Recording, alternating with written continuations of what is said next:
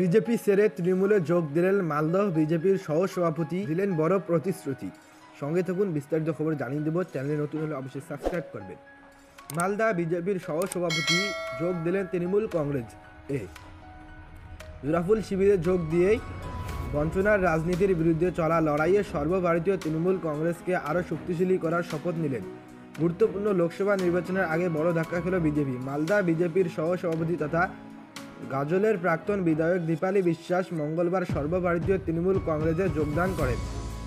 বাংলার বিরোধী জমিদারদের বিরুদ্ধে লড়াইয়ে সামিল হয়ে মমতা বন্দ্যোপাধ্যায় ও অভিষেক বন্দ্যোপাধ্যায়ের হাত আরও শক্ত করতেই তার এই সিদ্ধান্ত। তার সঙ্গে তার অসংখ্য অনুগামীও তৃণমূল কংগ্রেসের সঙ্গে থেকে বাংলার অধিকার রক্ষার লড়াইয়ে যোগ দেওয়ার শপথ নেন। এই যোগদান কর্মসূচিতে উপস্থিত ছিলেন আসন্ন লোকসভা নির্বাচনে তৃণমূল কংগ্রেসের প্রার্থী প্রসূন বন্দ্যোপাধ্যায় এবং দলের জেলা সভাপতি আব্দুর রহিম বক্সি ও জেলা মহিলা সভানেত্রী সাগরিকা সরকার।